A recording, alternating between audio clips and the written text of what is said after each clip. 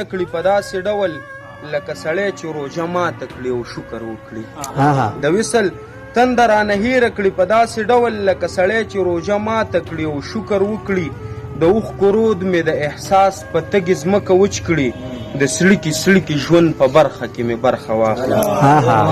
د اوښکو رود مې د احساس په تږې ځمکه وچ کړي، د سړکي سړکي ژوند په برخه کې مې برخه واخلي. د تیارو غېږ له مې مشال د سباون راوړي، په هر قدم می قدم کیږدي د وفا په غرض.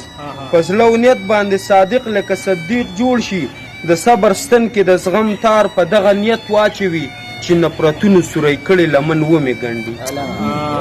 د صبر ستن کې د زغم تار په دغه نیت واچوي چې نفرتونو سوری کړي لمن ومې ګنډي. د شونډو پاړ او تیر سری د مخ یې وبوګنوي، چنار قامت ته مې ټالې ټالې شي ونه درېږي.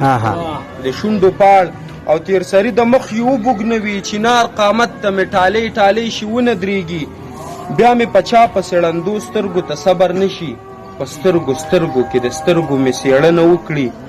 د مسیحا په غرض دغه سمندر ته ټوپ کړي، په تور کې توره شپه په سپین کې سپین سبا وویني.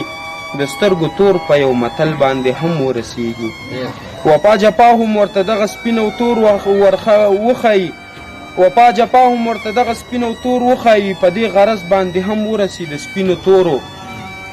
په دې غرض باندې هم ورسي د سپینو تورو چې لږو سپینو کې نظر نشته احساس نه لري.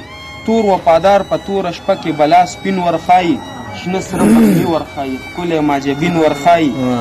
په زړه بلا بلا کړي تیر د بڼو خواله راشي، په کناره د سترګو غشي تلي سوري کړي. د تیغ تیره وګوري د یو قدم توان هم نه لري، د درد له وجې قدم وانخلي تندک تندک شي.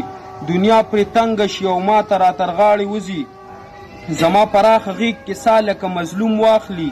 د خودغرضې دنیا چل دوکې ورمخې ته شي، د تنهایۍ له اذیته ځان تنها وګڼي چې د خپل ستړي زړه درزای ټک په ټک ونیسي. عادل صاحب چې د خپل ستړي زړه درزای ټک په ټک ونیسي، لاس رانه تاو کړي او په غېږه کې مې کلک ونیسي. ټولې دنیا ته د زړه حال خبر ملا ووایي، لکه ماشوم د زړه حالونه ښه صفا ووایي. نور د لیلا او د مجنون په زندګۍ کې څوک دي، همدا نستانه مې بغیر په دنیا دی کې.